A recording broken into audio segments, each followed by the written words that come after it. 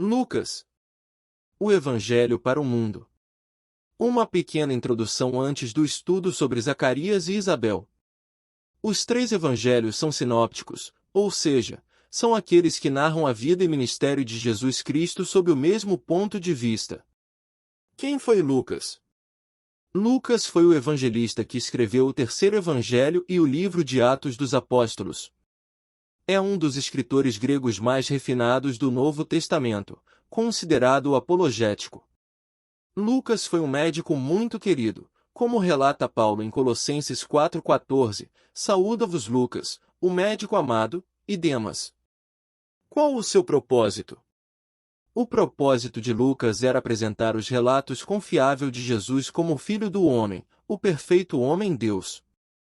Apesar de a Bíblia não dizer muito sobre quem foi Lucas, sabe-se que ele era um médico de profissão e colaborador do apóstolo Paulo. Inclusive ele acompanhou o apóstolo em muitas ocasiões. Inclusive esteve com Paulo quando preso. Lucas não foi uma testemunha ocular de Cristo, porém ele mesmo investigou cuidadosamente os relatos. Ele foi atrás para obter minuciosamente as coisas que haviam acontecido. Lucas tinha a preocupação de passar as informações de forma séria e clara, e isso atingiu todas as classes de pessoas, principalmente os gentios e os pecadores. Lucas escreve para conduzir as pessoas às verdades de Cristo, sem que haja dúbia interpretação das coisas existentes. Um ponto importante é que Lucas ele mesmo disse que verificou tudo, é como se ele estivesse dizendo, essa é a minha fé, algo que transformou o seu coração de uma forma poderosa.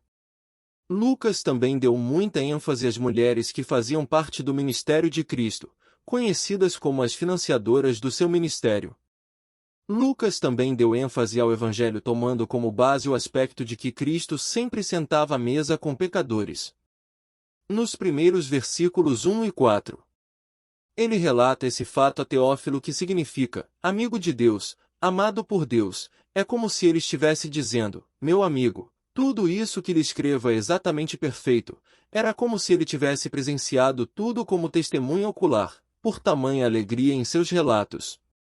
Nessa passagem Lucas nos ensina que devemos fazer o mesmo, estudar, buscar as informações claras e verdadeiras, e se debruçar nas Escrituras para que sejamos maduros na fé.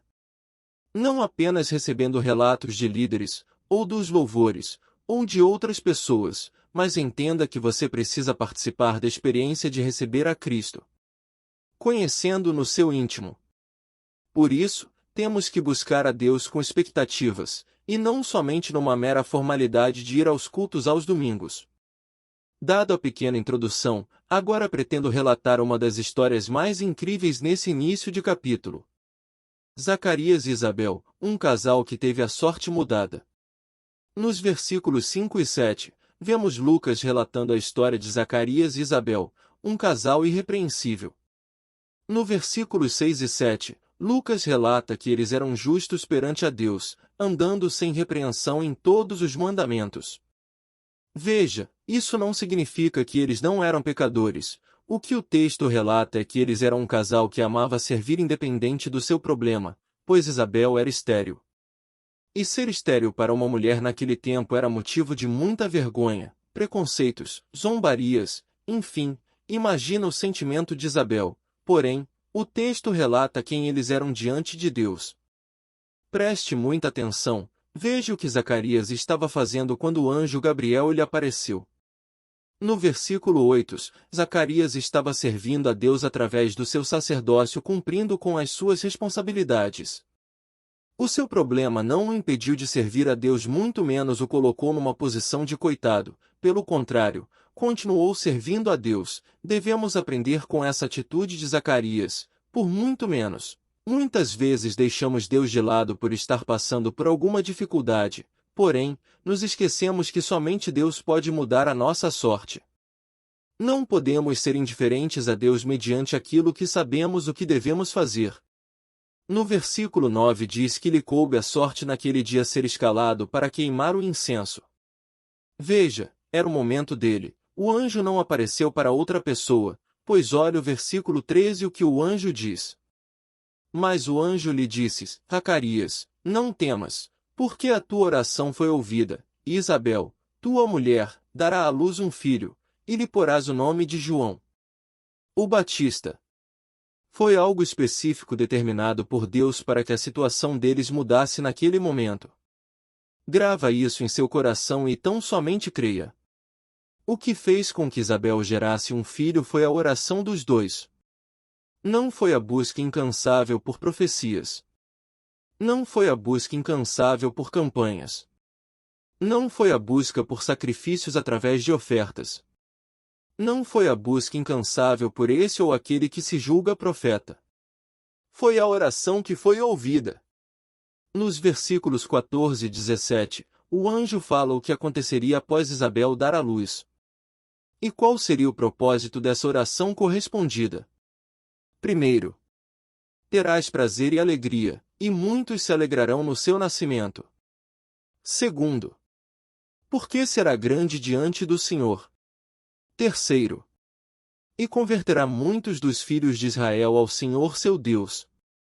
Quarto, irá diante dele no espírito e virtude de Elias, para converter os corações dos pais aos filhos, e os rebeldes à prudência dos justos, com o fim de preparar ao Senhor um povo. No versículo 17 está escrito que eles eram bem dispostos. Um casal que servia independente da situação. Ser disposto a Deus traz benefícios, pois passamos a confiar nele, tão somente nele.